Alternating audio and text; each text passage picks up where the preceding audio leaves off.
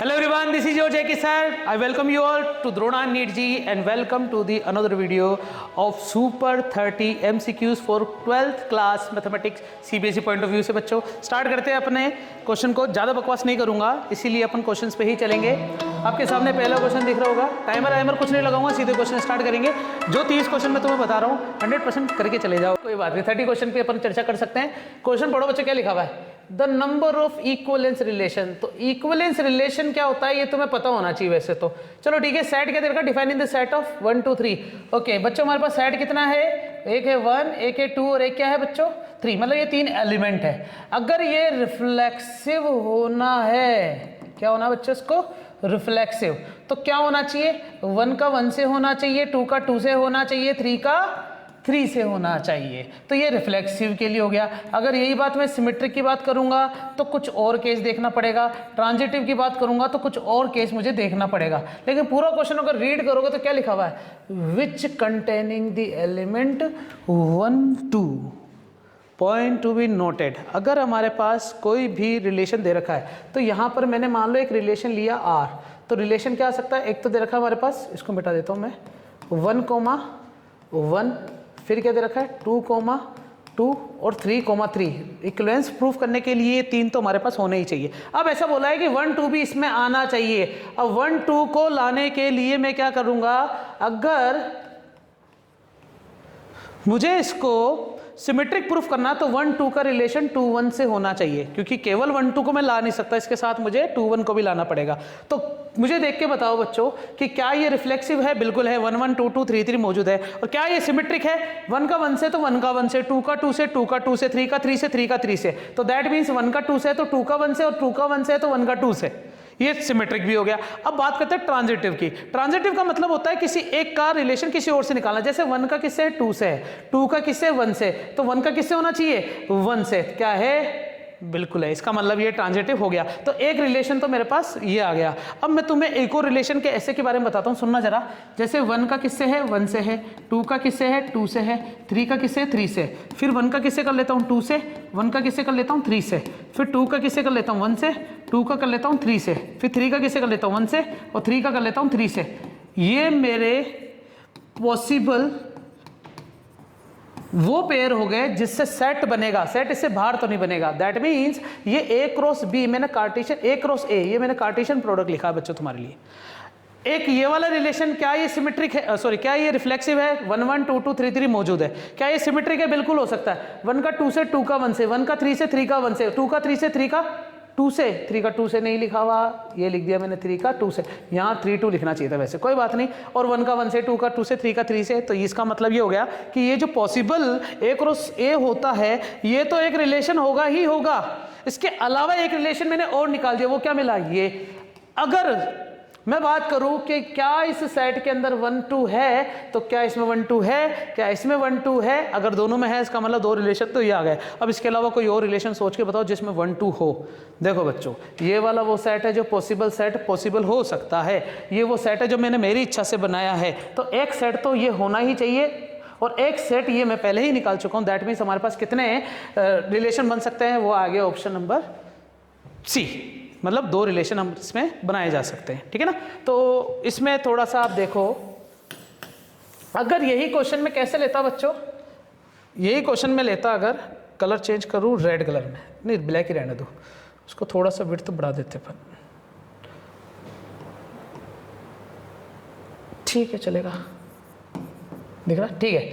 हमारे पास अगर कोई भी सेट के अंदर एलिमेंट ऐसे दे दे A, B, तो A A B, B A और B B, ये कितने? 4 टाइप के A cross B, A cross A के एलिमेंट देंगे। इसका मतलब ये यूनिवर्सल सेट है जिससे रिलेशन डिफाइन होगा। तो ये रिलेशन तो फाइनल होगा ही होगा। इसके अलावा कंटेनिंग के ऐसे क्वेश्चन आए तो अपन सोच समझ के निकाल सकते हैं। ये क्वेश्चन नंबर 1 कंप्लीट होता है। अब मैं चलता हूँ क्वेश्चन नंबर 2 पे। पढ़ो बच्चों क्या लिखा हुआ है? The number of 1 to 1 function that can be defined from set 1 2 3 4 5। सुनना बच्चों, 1 to 1 का मतलब ही क्या हो गया, अपन बात करने वाले हैं 1 1 की। अब 1 1 का मतलब क्या हो गया, यहाँ पर हमारे पास कितना हो सकता है 1 2 3 4 5, फिर क्या दे रखा है यहाँ पर a से b। ऑब्वियस बात है सेट मुझे यहाँ से सॉरी फंक्शन जो मुझे डिफाइन कर रखा है वो कहाँ से कहाँ तक कर रखा है, a से लेके ये b, मैं इसको सेट मान लेता हूँ। अब तुम्हें अगर ये 1 1 प्रूफ करना है तो इस 1 की एक इमेज होनी चाहिए, 2 की भी एक इमेज होनी चाहिए, 3 की भी एक इमेज होनी चाहिए, 4 की भी एक इमेज होनी चाहिए, 5 की भी एक इमेज होनी चाहिए। कहने का मतलब हो गया कि एक सम्मेलन हो रहा है, सम्मेलन में इतने सारे तो हो गए धनी और इतनी तो हो गई लुगाइया। 5 बारात आ चुकी है और तैयार होने के लिए मतलब शादी करने के लिए लुगाइया कितनी मौजूद है, केवल 2। तो क्या 1 1 डिफाइन कर सकते हैं, सोच लिया, नहीं कर सकते। इसका मतलब 1 a से शादी कर सकता है, 2 b से शादी कर सकता है। क्या 3 a से करेगा और 3 a से कर लेगा तो मेनी 1 हो जाएगा, 4 a से करेगा तो भी मेनी 1 हो जाएगा, 5 a से करेगा तो भी मेनी 1 हो जाएगा। इसका मतलब इन तीनों के लिए लुगाइयां यहाँ पर मौजूद है ही नहीं। इसलिए 1 1 के लिए कितने रिलेशन बना सकते हैं अपन, इसमें 1 1 के कितने फंक्शन बनाए जा सकते हैं, 0, क्योंकि यहाँ पर हमारे पास प्रॉपर लुगाइया मौजूद नहीं है। गॉट इट बच्चों। अगले क्वेश्चन पे चलते हैं। What is the simplified form of the cos. ये बच्चे जो लिखा हुआ ना पावर में, मतलब ये है 4x³ - 3x और आगे क्या लिखा है बच्चों, कॉस इनवर्स। अब तुम्हें याद है बच्चों कॉस 3 थीटा का फॉर्मूला क्या हो सकता था, क्या होता था 4 cos³ थीटा - 3 cos थीटा। सोचो जरा, अगर मैं इसकी जगह क्या रख देता हूँ cos थीटा, तो ये क्या हो जाएगा 4 cos³ theta - 3 cos theta. That means ये फॉर्मूला किसका बन जाएगा, cos 3 थीटा। और आगे क्या चल रहा है बच्चे हमारे पास, cos इनवर्स। यहाँ पे भी क्या चल रहा है, cos इनवर्स से cos इनवर्स कटेगा, क्या बचेगा 3 थीटा। सोचो जरा 3 थीटा, तो मैंने यहाँ पर x की जगह क्या माना था cos थीटा, तो थीटा की वैल्यू कितनी आ जाएगी cos इनवर्स x, तो थीटा यहाँ पटक दो तो कितना आ जाएगा 3 cos इनवर्स x। हालांकि मैं ये प्रूफ नहीं करता तो मुझे इसका डायरेक्ट फॉर्मूला पता है, 3 cos इनवर्स x है, इसका मतलब इसका आंसर ये आ जाता। समझ में आया, छुपा तो नहीं, पक्का। आगे चल सकते हैं अपन। अगला क्वेश्चन नंबर 4, सुपरथेटिकल क्वेश्चन नंबर 4 हमारे सामने है। The number of all possible matrices of order 2 × 3 with entry 1 and 2। बच्चों देखो हमारे पास कितने एलिमेंट दे रखे हैं, 2 एलिमेंट जो कि एंट्री करनी है। कितने इंटू कितने की मैट्रिक्स बनानी, 2 × 2। तो 2 × 2 की मैट्रिक्स में नंबर ऑफ एलिमेंट्स कितने आ सकते हैं, नंबर ऑफ एलिमेंट्स आएंगे 6। तो इसमें भरने भी कितने हैं 2, तो 2 की पावर चढ़ा दो 6, ये मेरे पास आंसर। वैसे आंसर आना चाहिए 2 की पावर n, तो 2 की पावर 6 वैसे आंसर आएगा 64 शायद तक, बिल्कुल सही है, क्योंकि 2 की पावर 5 32 होता है, 32 को फिर 2 से मल्टीप्लाई कर दो, कितना आ जाएगा बच्चों 64। क्वेश्चन नंबर 5 हमारे सामने स्क्रीन पे, if the order of the matrix P is 2 × 3। ठीक है, एक मैट्रिक्स दे रखा है 2 × 3, Q मैट्रिक्स दे रखा है 3 × 4। मतलब एक मैट्रिक्स कुछ इस टाइप से है, एक है 2 × 3 और एक है 3 × 4। तुम्हें पता है 2 मैट्रिक्स आपस में मल्टीप्लाई होती है तो इन दोनों की वैल्यू क्या होनी चाहिए बच्चों, सेम होनी चाहिए। तो बचा कौन 2 और 4, तो मल्टीप्लाई करने के बाद जो मैट्रिक्स आएगी वो कितने आएगी 2 × 4, क्या है ऑप्शन नंबर फर्स्ट, सही है। आगे चल सकते हैं अपन, ठीक है। Let A is the non singular matrix of order 3 × 3। ध्यान रखना बच्चों, तो ए एडजेंट है। तो बच्चों इसके लिए मैं एक तुम्हें बेसिक खतरनाक कंसेप्ट बता देता हूं। क्या तुमने कभी ये वाला कंसेप्ट देखा है, बिल्कुल देखा होगा, एडजॉइंट ए के बारे में बिल्कुल देखा होगा। मैं इसका थोड़ा सा विड्थ नहीं ऐसे रहने तो चलेगा।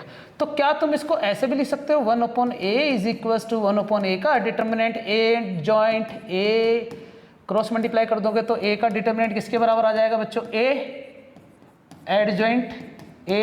और अगर इस पूरे का तुम डिटर्मिनेंट निकालते हो तो इसके ऊपर पावर कितनी आ जाएगी n। एक्चुअली में ये जो 3 लिखा है मैंने ये यहाँ से टिपा है, जबकि इसकी जगह क्या आता था n, और n किसको बताता था, ऑर्डर ऑफ स्क्वायर मैट्रिक्स। और स्क्वायर मैट्रिक्स 3 × 3 की है तो n की वैल्यू यहाँ पर कितना आ जाएगा बच्चों मेरे पास 3, तो a की पावर कितना आ गया 3। तो a एडजेंट a का जो डिटर्मिनेंट है यही पूछा गया हमसे, तो यहाँ पर a की पावर कितना आ जाएगा 3। तो ये जो 3 लिखा हुआ ना ये एक्चुअली में इसकी पावर है, याद रखना। अगर यही क्वेश्चन थोड़ा सा चेंज होता, मुझसे ये नहीं पूछता, तुम्हें पता है इसके डिटर्मिनेंट की वैल्यू कितनी है 3, तो मैं क्या इसको अलग अलग तोड़ सकता हूँ क्या, बिल्कुल तोड़ सकता हूं। और तुम यहां पर 3 से इसको काट देना, तो एडजॉइंट ए का डिटर्मिनेंट जो मिलेगा वो a की पावर n-1 के बराबर होता है। इसका मतलब 3 में से 1 काट दोगे तो कितना बच जाएगा बच्चों, 2 बच जाएगा। ये मेरे पास इसी क्वेश्चन के अंदर मैंने छोटा मसला एक कंसेप्ट और बता दिया। Question number 6 complete. अगले चलते हैं क्वेश्चन नंबर 7 पे। इफ कौन सा मतलब फंक्शन जो दे रखा है ना, ये कौन सा है, ये ग्रेटेस्ट इंटीजर फंक्शन है बच्चों हमारे पास, देखा होगा आप सबने। पहले मैं इसके बारे में थोड़ा सा कुछ ज्ञान दे ही देता हूँ ना। ये इसको हटाया, यहाँ से उठाया, शेप बनाया एक ऐसे, ठीक है, फिर एक ऐसे, नहीं यार फिर से उठाना पड़ेगा और एक ऐसे, और इनको मैं क्या करने वाला हूँ, पॉइंट लिखने वाला हूँ यहाँ पर। ये मेरे पास है 1 2 3, ठीक है, ये हो गया 1 2 3, यहाँ पर भी क्या लिख दिया -1 -2 -3। अब तुम्हें पता है अगर मैं 0 रखता हूँ तो 0 आएगा, ग्रेटेस्ट इंटीजर फंक्शन ये है ना हमारे पास, fx बराबर कितना दे रखा है, ये 0 रखता हूँ तो 0 आएगा, अगर मैं 0.2 रखता हूँ तब भी 0 आएगा, 0.3 रखता हूँ तब भी 0 आएगा, 0.9 रखता हूँ तब भी 0 आएगा, 0.9999 तब भी क्या आएगा बच्चों, 0 आएगा। इसका मतलब यहाँ से लेके यहाँ तक तो इसकी वैल्यू क्या रहेगी, 0 ही रहेगी, इसलिए मैं इसको ब्लैक कर रहा हूँ। लेकिन 1 पे आती इसकी वैल्यू क्या हो जाएगी, 1 हो जाएगी, और कब तक चलेगी, 2 तक, 2 पे छूट जाएगी, लेकिन 2 पर वैल्यू क्या हो जाएगी, 2 हो जाएगी, फिर चलेगा। समझ में आ गया, ये इसका ग्राफ बनाया बच्चों मैंने, ये किसका ग्राफ है, ग्रेटेस्ट इंटीजर फंक्शन का ग्राफ है। तो तुम्हें अगर पता चल ही गया है ग्रेटेस्ट इंटीजर फंक्शन का ग्राफ ये है, तो देखने से पता चल रहा है ये कंटिन्यूस तो है ही नहीं, बिल्कुल नहीं है।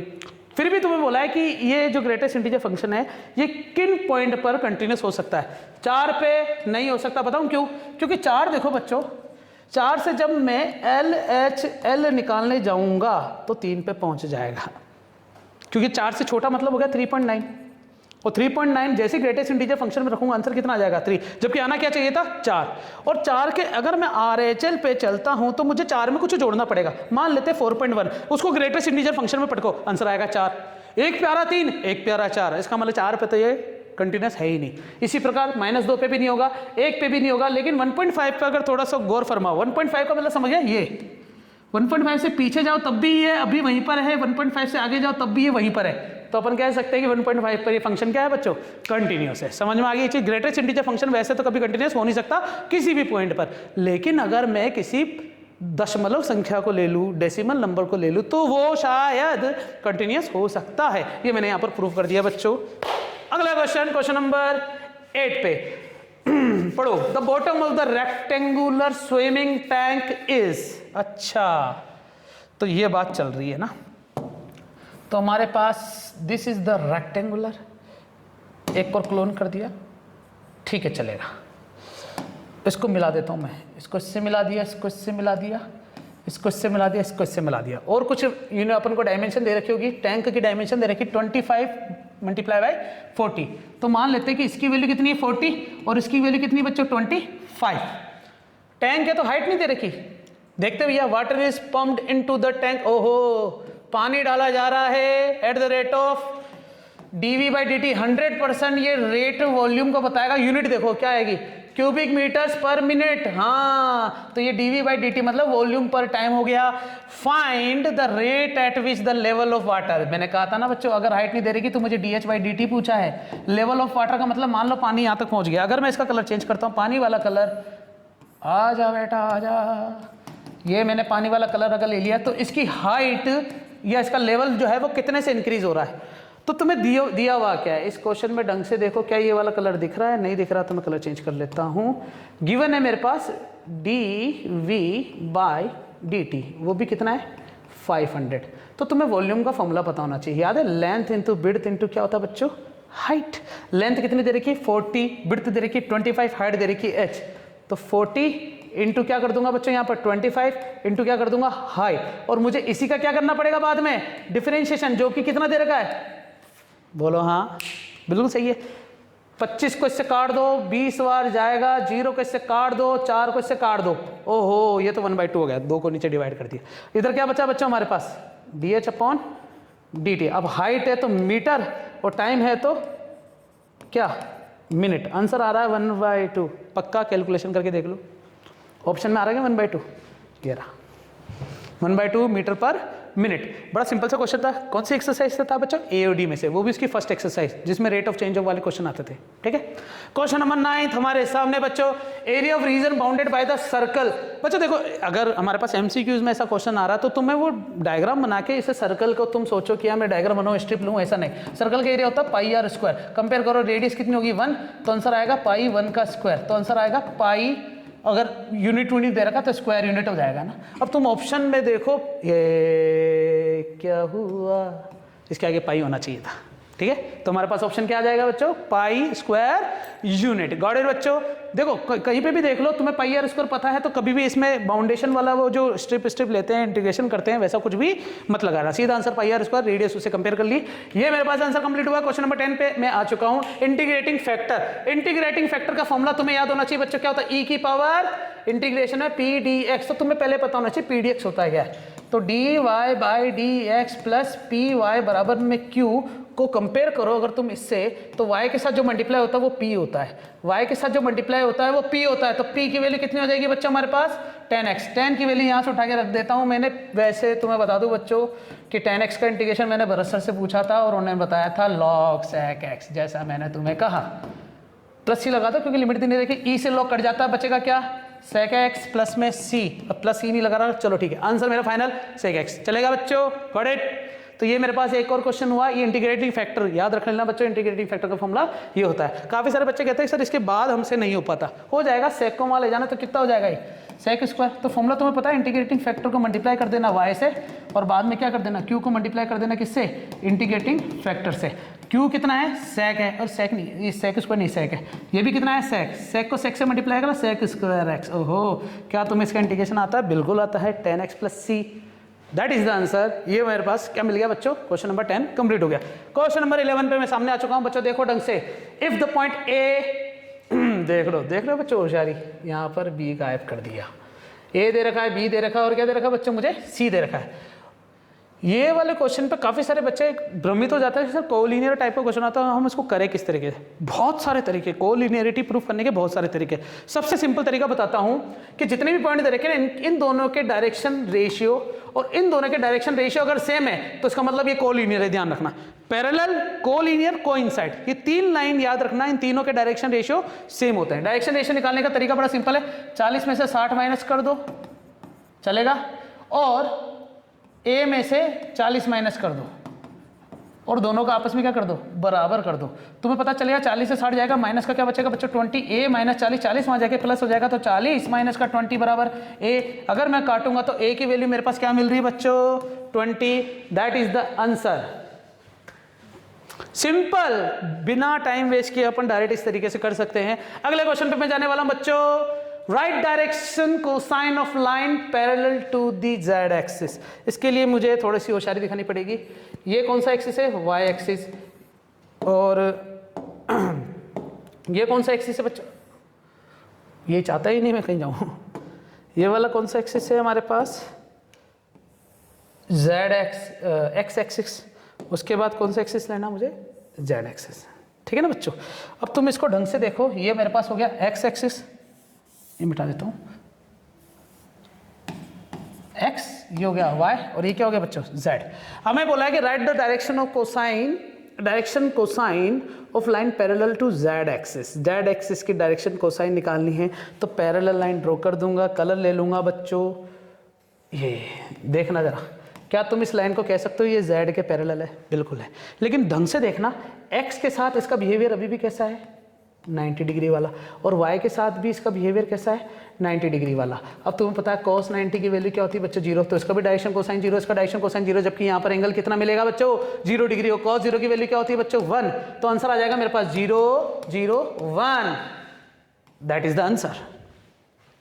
डायग्राम अगर बनाना आता है, इमेजिनेशन कर सकते हो, तो तुम इस टाइप के क्वेश्चन भी कर सकते हो। समझ में आ गई क्या। अगला क्वेश्चन ये, find the foot of the perpendicular drawn from the point. Foot of the perpendicular, इसका मतलब जब भी ऐसा क्वेश्चन आता है ना तो अपना पैर लेना और भचीड़ मारना, लेकिन भचीड़ ऐसे तिरछा तिरछा मत मारना।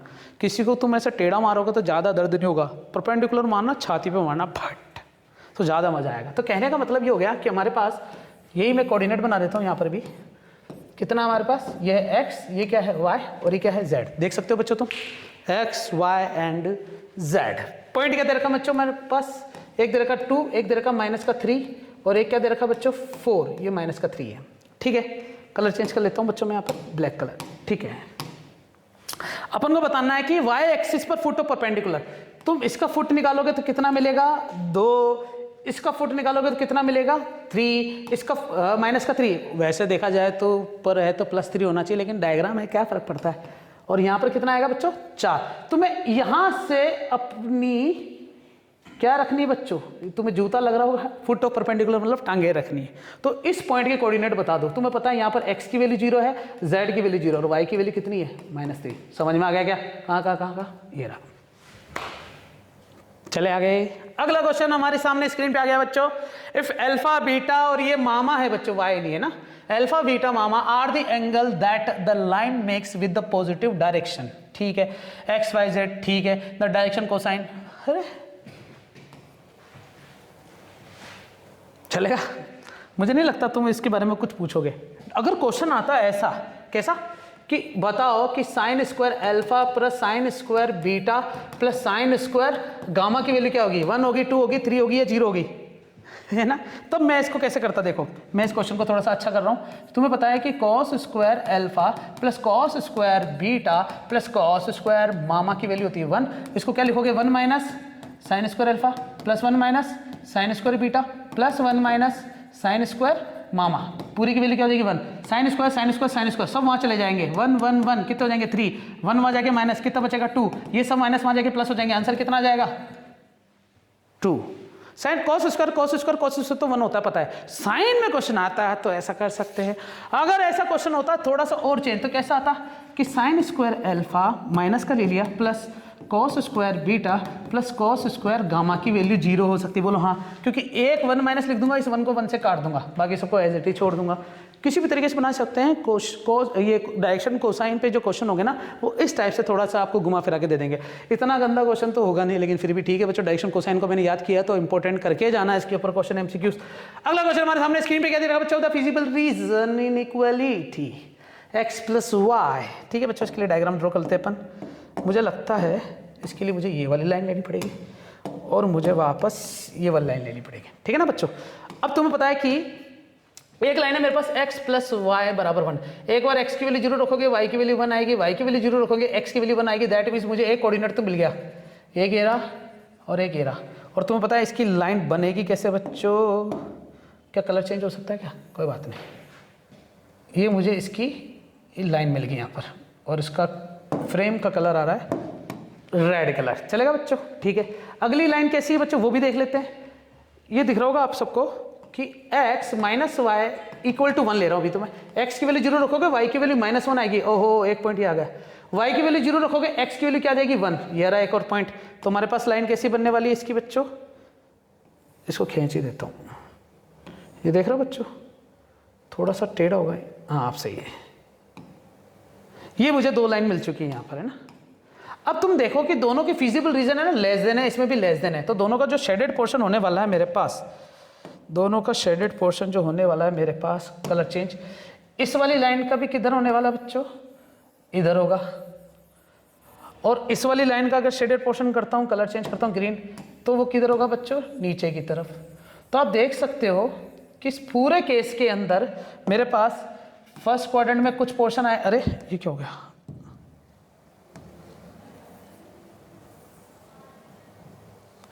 क्या फर्स्ट क्वाड्रेंट में मेरे पास कुछ स्टेटमेंट आएगा, बिल्कुल आया। फर्स्ट क्वाड्रेंट में कुछ रीजन है, सेकंड में भी है, थर्ड में भी है और फोर्थ में भी है, कुछ पोर्शन फोर्थ में भी है। तो मतलब मेरे पास सारे क्वाड्रेंट आ चुके हैं। तो आंसर कितना आ जाएगा इसका, ऑल 4 क्वाड्रेंट। हाँ, अगर ये क्वेश्चन में ऐसा होता है कि x की वैल्यू 0 से बड़ी लेनी है, y की वैल्यू भी 0 से बड़ी लेनी है, तो मैं इन दोनों क्वाड्रेंट में तो जाता ही नहीं है, पूरा गायब हो जाता मेरे लिए, पूरा गायब। हाँ, तो कौन से क्वाड्रेंट में आता आंसर, केवल और केवल फर्स्ट क्वाड्रेंट में। समझ में आया। लेकिन ऐसा कुछ दिया हुआ ही नहीं था हमारे पास, कोई भी इसके अलावा कोई भी केस नहीं दे रखे थे, कंस्टेंट नहीं है, इसलिए अपन इन दोनों का डायग्राम बना के बता दिया कि कौन से क्वाड्रेंट में इसका रीजन बनने वाला है। अगला क्वेश्चन हमारे सामने स्क्रीन पे क्या दे रखा बच्चों, दो dice are thrown if it is known that the sum of the number on the dice was less than 6। Outcomes कितना आएंगे, 2 बार उछालेंगे तो 1 1 आएगा, 1 के साथ क्या आएगा बच्चों, 1 2 आएगा। मेरे को थोड़ा छोटा कर देना चाहिए, चलेगा चलेगा। 1 के साथ कितना आएगा बच्चों, 3 आएगा। 1 के साथ कितना आएगा, 4 आएगा। 1 के साथ कितना आएगा, 5 आएगा। 1 के साथ कितना आएगा, 6 आएगा। ऐसी 2 के साथ भी मामला होगा क्या, 2 1, फिर 2 2, फिर 2 3, फिर 2 4, 2 5, 2 6, चलेगा। ऐसे चलते चलते मैं कहाँ पर आ जाऊँगा बच्चों, मैं आ जाऊँगा 6 1 पे, 6 2 पे, और लास्ट वाला टर्म मेरे पास कितना आएगी 6 पे। सो सबसे पहला केस है कि दोनों का जो सम है ना वो लेस देन 6 होना चाहिए। ठीक है, देख के बताओ, अगर मैं बात करता हूँ बच्चों लेस देन 6 की, तो क्या 1 का लेस देन 6 हो सकता है? बिल्कुल सही है। 1 का 2 के साथ बिल्कुल सही है, 1 का 3 के साथ बिल्कुल सही है, 1 का 4 के साथ बिल्कुल सही है, 1 का 5 के साथ नहीं, क्योंकि 1 और 5 कितने हो जाएंगे बच्चों? 6 हो जाएंगे, इसलिए 1 का 4 के साथ ही मैंने छोड़ दिया। इसी प्रकार 2 का 1 के साथ होना चाहिए, सही है, 2 का 2 के साथ होना चाहिए, 2 का 3 के साथ होना चाहिए, नहीं, 2 का केवल 2 के साथ ही काम खत्म हो गया।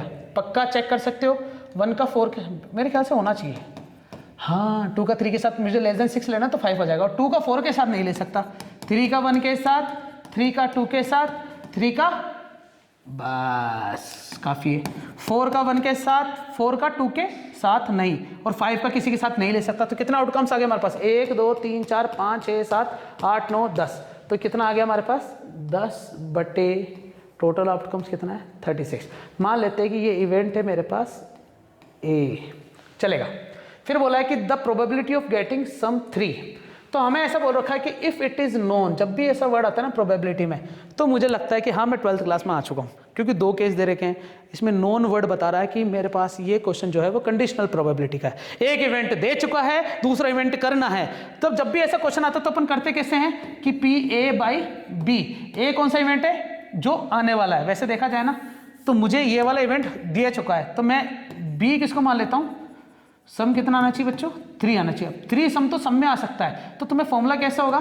PB/A, और आंसर क्या आएगा? PB इंटरसेक्शन, मेरे को थोड़ा छोटा करके लिखना पड़ेगा, ये हटा देता हूँ, स्पेस ले लेता हूँ यहाँ से, इसको करा छोटा, ये कलर बिल्कुल सही है।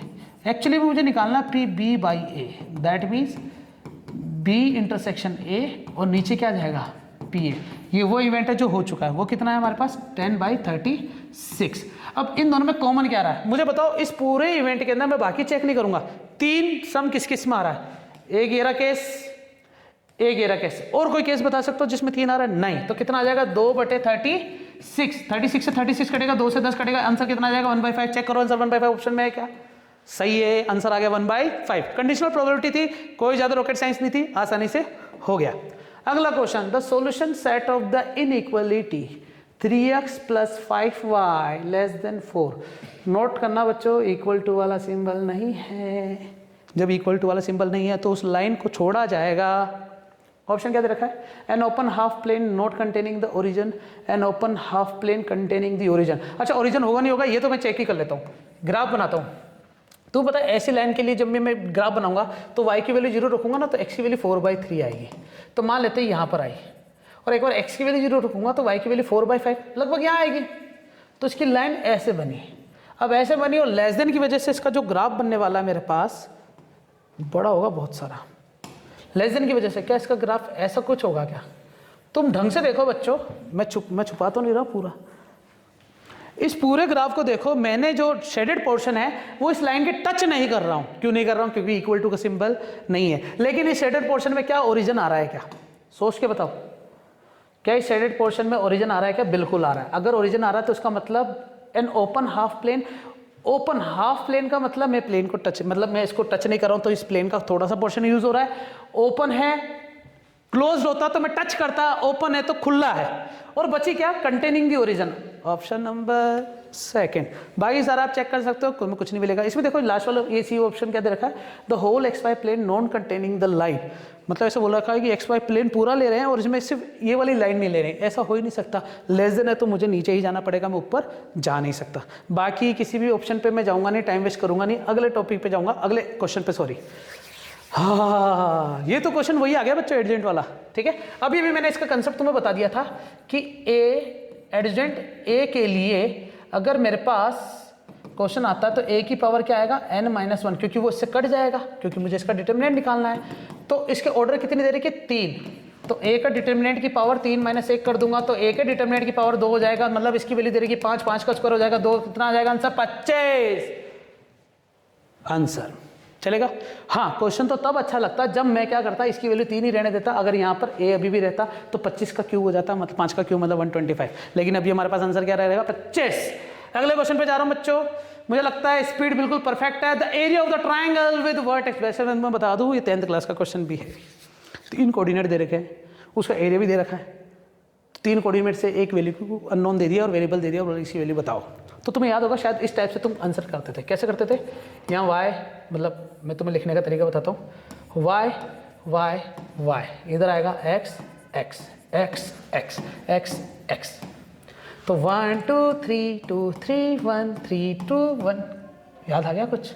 ऐसा क्वेश्चन अपन करते थे 10th क्लास में। ये फॉर्मूला मेरे पास तैयार हो गया है, लेकिन मैं इस तरीके से नहीं करूँगा। 12th क्लास में तो मैं थोड़ा सा और इसकी ट्रिक बताता हूँ बच्चों, किस तरीके से करेंगे।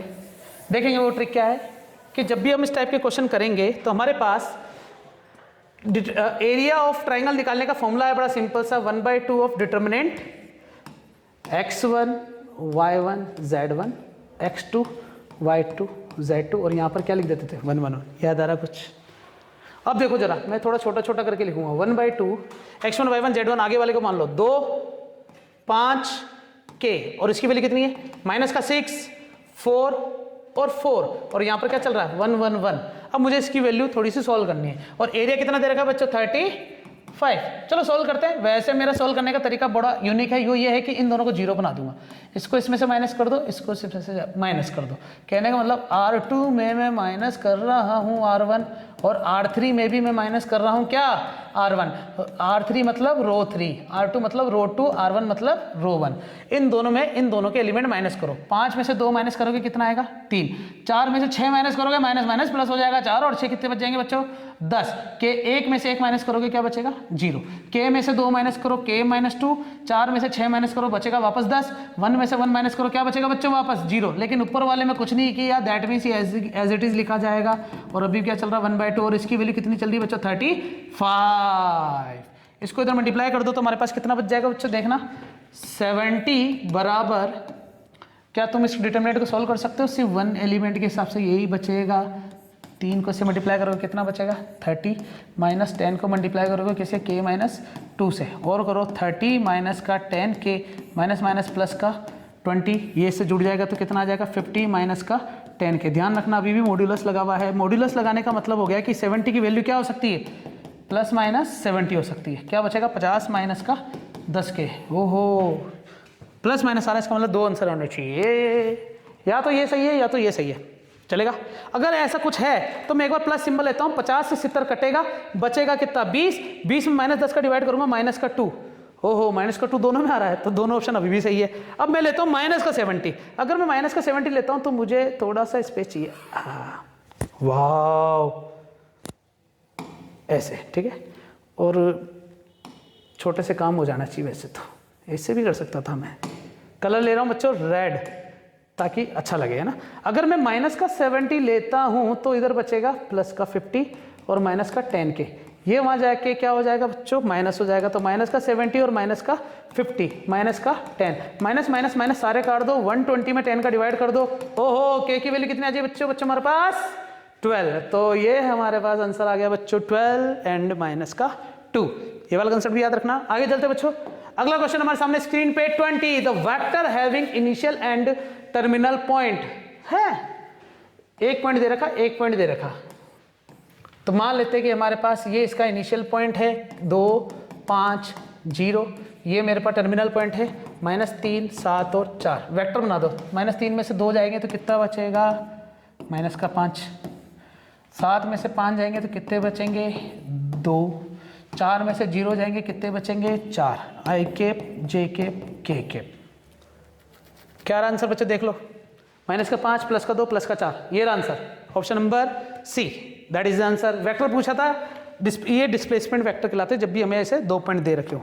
अगला क्वेश्चन हमारे सामने स्क्रीन पे, let A 1 to 3 consider the relation R, और हमें बताना है कि इनमें से कौन। अरे ये बड़ा सिंपल क्वेश्चन हो गया। जब भी हमारे पास तुम्हें पता है ना बच्चों 1 2 3 दे दिया जाए तो अपन चेक करते क्या है, रिफ्लेक्सिव है क्या। रिफ्लेक्सिव मतलब 1 1 2 2 3 3 होने चाहिए, 1 2 3। ओहो, इसका मतलब ये रिफ्लेक्सिव है। अब चेक करते सिमेट्रिक। 1 का 1 से, 1 का 1 से, 2 का 1 से, 2 का 2 से, 2 का 2 से, 3 का 3 से, 3 का 3 से। चेक करने की जरूरत नहीं है, आगे वाले पे चेक करो, मजा आएगा। 1 का 2 से है तो 2 का 1 से होना चाहिए। क्या इसमें 2 का 1 से कहीं दिया हुआ है क्या? ओहो, इसका मतलब ये सिमेट्रिक नहीं है। कंडीशन पता चल गई, 2 का 1 से नहीं दिया और सिमेट्रिक नहीं है। अब चेक करेंगे ट्रांजिटिव। 1 का 2 से है, 2 का 3 से, तो 1 का 3 से होना चाहिए, बिल्कुल है। समझ रहे हो क्या? 1 का 2 से है, 2 का 3 से, तो 1 का 3 से होना चाहिए जो कि है। फिर देखो 2 का 3 से और 3 का किसी और से कहाँ है, तो 2 का 3 से होना चाहिए, वो भी है। मतलब किसी भी केस में मैं अगर ढंग से देखूँ, एक और देख लेता हूँ, 1 का 3 से है, 3 का 3 से, 1 का 3 से, बिल्कुल ये ट्रांजिटिव है बच्चों। तो हमारे पास ऑप्शन चेक करते हैं। रिफ्लेक्सिव है बट नॉट सिमेट्रिक, हजम हो सकती है बात। रिफ्लेक्सिव है बट नॉट ट्रांजिटिव, नहीं ट्रांजिटिव है। सिमेट्रिक एंड ट्रांजिटिव हो ही नहीं सकता, सिमेट्रिक तो है नहीं। नाइदर सिमेट्रिक नॉन ट्रांजिटिव, नहीं ट्रांजिटिव तो है ये। इसका मतलब ऑप्शन कौन सा सही हो गया हमारे पास? केवल ऊपर वाला। अगर इसमें ट्रांजिटिव है या नहीं की बातें पूछते हैं तो मैं उसको सही बोलता। अभी तक हमारे पास ये हो गया बच्चों कि रिफ्लेक्सिव तो है लेकिन ये सिमेट्रिक नहीं है। क्यों नहीं है सिमेट्रिक? क्योंकि 1 का 2 से रिलेशन मेरे पास दिया हुआ है लेकिन 2 का 1 से रिलेशन मेरे पास नहीं दिया हुआ है। अगला क्वेश्चन तुम्हारे सामने स्क्रीन पे बच्चों देखो, if A is a skew symmetric matrix then A square. बच्चों डायरेक्ट याद रख लो। वैसे मैं तुम्हें बता सकता हूं कि स्क्यू सिमेट्रिक मैट्रिक्स क्या होती है। जैसे 0 लिया, 3 लिया, 0 लिया, सॉरी माइनस का 3 लिया, 0 लिया। अगर तुम इसका ट्रांसपोज करते हो तो 0 3 -3 0 आएगा। क्या तुम कह सकते हो ये दोनों सेम है? नहीं। लेकिन अगर तुम माइनस कॉमन लेते हो तो 0 -3 3 और 0, पता चला कि ये ए अब मिला है तो ए का ट्रांसपोज जब -a के बराबर हो जाए तो इससे अपन क्या कहते हैं बच्चों? स्क्यू सिमेट्रिक मैट्रिक्स कहते हैं। तो तुम इसी से मल्टीप्लाई करके देख लो ना यार, है ना। मुझे ए स्क्वायर ही तो पूछा है, तो 0 को 0 से मल्टीप्लाई करूंगा, क्या आएगा बच्चों? 0। कलर चेंज करता हूं ना ताकि तुम्हारे लिए बढ़िया हो जाए। 3 को -3 से मल्टीप्लाई करेंगे तो क्या आएगा? -9। फिर 0 को 3 से मल्टीप्लाई करेंगे 0, 3 को 0 से मल्टीप्लाई करेंगे तो फिर क्या आएगा? 0। फिर 3 को 0 से मल्टीप्लाई करेंगे फिर आएगा 0, 0 को इससे मल्टीप्लाई करेंगे फिर आएगा 0, 3 को इससे मल्टीप्लाई करेंगे -9, 0 को 0 से मल्टीप्लाई करेंगे 0। मल्टीप्लाई अपने तरीके से करके देख लेना, मुझे मैं तुम्हें बताऊंगा नहीं कि कैसे मल्टीप्लाई करते हैं। यहाँ बचा -9, यहाँ बचा 0, यहाँ बचा 0, यहाँ बचा -9। साफ साफ देख लो, क्या ये सिमेट्रिक मैट्रिक्स बनी नहीं बनी? बिल्कुल। इसका ट्रांसपोज करोगे ना बिल्कुल वैसे मिलेगा जैसा है, दोनों के साथ माइनस है ना। तो मुझे पता चल गया कि इसका आंसर क्या रहेगा। स्क्यू सिमेट्रिक मैट्रिक्स का स्क्वायर जब भी करोगे तो हमें क्या मिलेगी? सिमेट्रिक मैट्रिक्स मिलेगी। रट लो ये चीज, क्वेश्चन अगर आएगा तो फोड़ देना as it is, time waste होने से बच जाएगा। The number of arbitrary constant in the general solution of differential equation of 4th order. बच्चों 4th ऑर्डर है, मतलब d4y/dx की पावर 4 है। तो मैं तुम्हें बता दूं आर्बिट्री कांस्टेंट का मतलब होता है ए बी सी डी कितने होने चाहिए। अगर पावर 4 है तो इसका मतलब आर्बिट्री कांस्टेंट भी 4 होने चाहिए। जब 2 होता था तो आर्बिट्री कांस्टेंट तो 3 में 3, 1 में 1, तो 4 में कितने चाहिए बच्चों? 4 आर्बिट्री कांस्टेंट चाहिए। ये नंबर्स याद रखना ना। क्वेश्चन नंबर 24 बने हो या नहीं हो अभी भी? क्वेश्चन नंबर 24 तुम्हारे सामने। इसमें थोड़ा सा करेक्शन करना बच्चों। एक्चुअली में क्वेश्चन ऐसा है, ठीक है ना।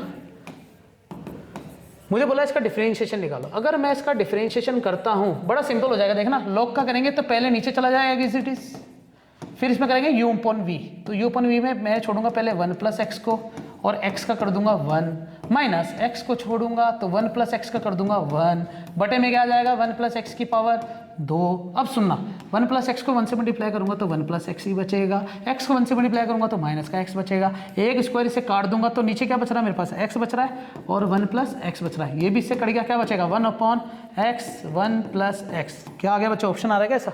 बिल्कुल सही है, लास्ट वाला ऑप्शन बिल्कुल सही है। ये हमारे पास डिफरेंशिएशन को क्वेश्चन था। डिफरेंशिएशन आसानी से फोड़ा फोड़ी कर देना बच्चों। अरे बड़ा सिंपल क्वेश्चन है। कॉर्नर पॉइंट दे रखे बच्चों हमें और ऑब्जेक्टिव फंक्शन दे रखा है, मिनिमम वैल्यू बता दो कितने कितने पे होगा।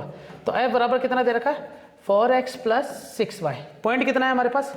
एक तो दे रखा 0 2, एक दे रखा 3 0, एक दे रखा 6 0, एक दे रखा बच्चों हमारे पास 6 8, एक दे रखा बच्चों हमारे पास 0 से 5।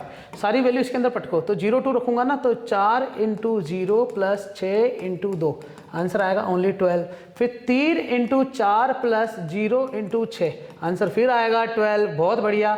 4 को मल्टीप्लाई करेंगे 6 से, 6 को मल्टीप्लाई करेंगे 0 से, आंसर आएगा 24। 6 को मल्टीप्लाई करेंगे 4 से, 8 को मल्टीप्लाई करेंगे 6 से। मैं निकालूंगा ही नहीं क्योंकि मुझे मिनिमम वैल्यू चाहिए। 0 5, 0 को मल्टीप्लाई करूंगा 4 से और 5 को मल्टीप्लाई करूंगा 6 से। इसका तो मल्टीप्लाई कर सकता हूँ, 30 आ रहा है, क्यों फालतू में टाइम वेस्ट करें। मिनिमम 2 पे आ रहा है, इसका मतलब मेरा आंसर 0 2 और 3 0 होना चाहिए। तो ये गलत हो गया, ये गलत हो गया क्योंकि ओनली लिखा हुआ है। बचेगा कौन? Mid point of the line segment the जो लाइन सेगमेंट द जो मिड पॉइंट, मतलब अगर ये 0 2 है और ये अगर 3 0 है तो उसका मिड पॉइंट लो। और लास्ट वाला ऑप्शन दे रखा है एनी पॉइंट। बच्चों ये वाला सही है। इन दोनों लाइन जोड़ी में किसी भी पॉइंट पर इसकी वैल्यू क्या मिलेगी मुझे बच्चों, सेम मिलेगी। और वो कैसी मिलने वाली बच्चों, मिनिमम मिलने वाली है। देखो बच्चों, द मिनिमम वैल्यू किस पर आएगी, ऑब्जेक्टिव फंक्शन पे। कंप्लीट है। क्वेश्चन नंबर 26, बड़ी जल्दी हम यहाँ तक पहुँच चुके हैं। एफ एक्स बराबर एक्स की पावर एक्स का स्टेशनरी पॉइंट, स्टेशनरी पॉइंट मतलब वो क्रिटिकल पॉइंट जहाँ पर ये फंक्शन रुक जाए बदलना, ठीक है। तो मेरे पास y बराबर एक्स की पावर एक्स है। तुम्हें पता है जब भी ऐसा क्वेश्चन आता है तो दोनों तरफ क्या लेना पड़ेगा बच्चों मुझे, log, क्योंकि फंक्शन की पावर क्या आ गया, फंक्शन आ गया। तो log y की वैल्यू कितनी आ जाएगी, x log में x। अगर log y का डिफरेंशिएशन करूंगा 1 बाई y आएगा, और y का डिफरेंशिएशन y डैश बराबर x को छोड़ा log का करा, log को छोड़ा और x का करा। यहाँ तक परफेक्ट है। x कट जाएगा, क्या बचेगा 1 प्लस log x। और तुम्हें पता है यहाँ से y मल्टीप्लाई हो जाएगा तो यहाँ पर क्या बचेगा, dy बाई dx बचेगा। तुम्हें पता है कि जब भी स्टेशनरी पॉइंट निकालते हैं तो क्या करते हैं बच्चों, dy बाई dx को क्या करना पड़ेगा, जीरो करना पड़ेगा। मतलब y और 1 प्लस log x को पूरे को जीरो करना पड़ेगा। y की वैल्यू कितनी है बच्चों, x की पावर x है, 1 प्लस क्या बचा बच्चों, log x है, बराबर हम क्या रखेंगे, जीरो। मैं तुम्हें एक सिंपल सी चीज बता देता हूँ कि जब भी ऐसे एक्सपोनेंशियल फंक्शन आते हैं ये कभी भी जीरो नहीं हो सकते बरखुदार।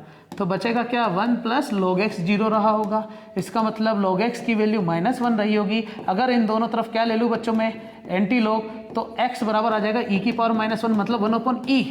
हो बच्चों भी आंसर आ गया इसका, चलेगा। एक बार देख लो अच्छे से, कोई परेशानी हो तो वीडियो पॉज करके देख लेना आराम से, और ये MCQs तो करके ही जाना, और अपने दोस्तों के साथ शेयर जरूर कर लेना। बहुत ही इंफॉर्मेटिव वीडियो बच्चों। अगला क्वेश्चन हमारे सामने स्क्रीन पे है कि A एंड B कुछ ऐसे इवेंट है जिसमें ऐसा बोल रखा है कि PA बाई B जो है ना वो बराबर है PB बाई A के। इसका मतलब PA इंटरसेक्शन B बटे PB बराबर आ रहा किसके, B इंटरसेक्शन A बटे PA के। ओहो, इसका मतलब ये इसके बराबर कट गया, और क्रॉस मल्टीप्लाई करूंगा तो मुझे क्या मिलेगा, PA बराबर आ गया PB के। अरे यार रॉकेट साइन लगाने की जरूरत नहीं, आंसर क्या आ जाएगा बच्चों हमारे पास, फर्स्ट। चलेगा, बिल्कुल सही है। अगला क्वेश्चन क्या है बच्चों हमारे पास 28। देखो जरा, एक्स वाई दे रखा है, x प्लस 2y बराबर 8 है, रिलेशन दे रखा है, और मुझे क्या बताना है, इसकी रेंज बतानी है। रेंज बतानी है तो मतलब x प्लस 2y बराबर 8। याद रखना बच्चों, डोमेन नहीं पूछा रेंज, तो y के ऊपर चर्चा करेंगे। और ये फंक्शन रिलेशन किसके अंदर है, n के अंदर है, ध्यान रखना। तो y की वैल्यू मैं पहले क्या रखूंगा, 1 रखूंगा। अगर तुम यहाँ पर 1 रखते हो, वैसे तो मैं बता दूं ये चारों ऑप्शन हो सकते हैं, हम ऐसा कह सकते हैं। तो मैं काम करता हूँ ना, कितनी वैल्यू, 1 है, 2 है, 3 है और 8 है, ये 4 वैल्यू चारों रख के देखता हूँ मैं। अगर y की वैल्यू मैं 1 रखता हूँ तो x प्लस 2 इंटू 1 बराबर क्या आया, 8। तो x की वैल्यू क्या हो सकता है, 2 में आ जाके माइनस हो जाएगा 6। क्या 6 नेचुरल नंबर में आ रहा है, बिल्कुल सही है, इसका मतलब 1 रख सकता हूँ।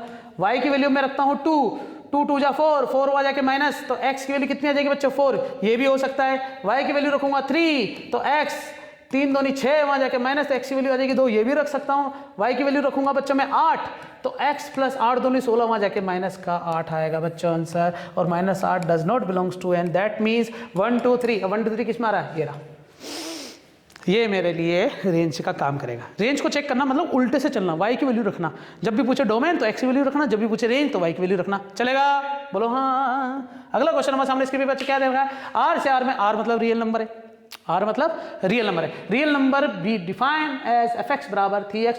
तो मैं बताना है कि ये फंक्शन 1 1 है या क्या है, फलाना ढीम का। चलो ठीक है, सबसे पहले 1 1 की बात करता हूं। 1 1 मतलब तुम x की वैल्यू कुछ भी रखो, x की वैल्यू कुछ भी, 1 रखो, 2 रखो, -1 रखो, कुछ भी रखो, क्या किसी 2 डिफरेंट वैल्यू पर सेम आंसर आ सकता है क्या? मैंने तुम्हें शायद बताया नहीं है क्योंकि तुम ऐसे पढ़े नहीं हो, लेकिन मैं तुम्हें बता देता हूँ, जिसकी पावर 2 हो वो ही ऐसे फंक्शन होते हैं जिसमें जैसे 1 रखूंगा तो 1 आएगा, -1 रखूंगा तब भी 1 आएगा। 2 डिफरेंट वैल्यू पर सेम आंसर आ रहा तो मैनी 1, लेकिन यहाँ पर किसी भी वैल्यू को रखूंगा ना तो आंसर हमेशा क्या मिलेगा बच्चों, अपन को डिफरेंट मिलेगा। तो ये 1 1 तो है ना, तो हमारे पास पता चल गया ये 1 1 तो है। अब मैं बात करूंगा बच्चों ऑन्टो के बारे में। देखना कि fx की क्या मेरे लिए y है, y बराबर कितना है, 3x है, उल्टा कर दो तो 3x बराबर कितना हो जाएगा, y, तो x बराबर कितना हो जाएगा, y बाई 3। अब इस पूरे स्टेटमेंट को ढंग से देखो और y की वैल्यू r से रख के देखो, y की वैल्यू r से रखो और ऐसी वैल्यू उठाओ जिसमें क्या ये कभी आयोटा बन सकता है या ये कभी इनफाइनाइट बन सकता है क्या। हमेशा इसी तरीके से चेक करते हैं। ये आयोटा बिल्कुल नहीं बनेगा क्योंकि रूट जैसा फंक्शन नहीं है। ये इनफाइनाइट भी नहीं बन सकता क्योंकि y नीचे नहीं है, नीचे पहले से क्या है बच्चा 3। मतलब ऐसा कभी भी हो नहीं सकता, इसका मतलब y के हर वैल्यू पर x की सारी वैल्यू है। मैंने बताया था ना, रेंज निकालने के लिए क्या करना पड़ता है, y के बारे में सोचते हैं। और तुम्हें पता ऑन्टो का मतलब पीछे y के बारे में सोचना है। इसका मतलब किसी भी डिफरेंट वैल्यू पर y हमेशा उसकी प्री इमेज देगा, इसलिए ये वन बच्चों क्या है, ऑन्टो भी है, तो 1 1 है और ऑन्टो दोनों है, तो 1 1 एंड ऑन्टो, ये मेरे पास फर्स्ट आंसर, बस और कुछ नहीं देखेंगे। मिनिमम क्यों नहीं बता दिया मैंने बच्चों, x square, x power 4, x power 6 even function होते हैं, इसलिए ये क्या हो सकते हैं बच्चों, मिनिमम हो सकते हैं। आगे चलते हैं बच्चों हमारे पास अगला question, the principal value, last question बच्चों, principal value of tan inverse root 3, tan inverse root 3 की वैल्यू π/3। बता देता हूँ कैसे, क्योंकि तुम्हें पता है tan की वैल्यू रूट 3 कितने पे होती है, 60 डिग्री पे, और 60 कितना होता है π/3। फिर कॉट इनवर्स रूट 3, कॉट की भी रूट 3 30 पे होती है, 30 मतलब π/6, लेकिन साला ये माइनस क्या बताएगा, पाई माइनस π/6। ध्यान रखना कॉट के अंदर क्या आता है बच्चों, पाई आता है, और बीच में क्या चल रहा है इनके, माइनस चल ही रहा है, तो π/3 माइनस का पाई, माइनस माइनस क्या हो जाएगा प्लस π/6, π/3 और π/6, 30 डिग्री 60 डिग्री दोनों जोड़ूंगा तो कितना बचेगा π/2, माइनस में पाई कर दूंगा तो आंसर क्या बचेगा, माइनस का π/2, स्वाहा। ये मेरा क्वेश्चन कंप्लीट हुआ। तो wish you all the best कल के एग्जाम के लिए आपको बच्चों, थैंक यू वेरी मच।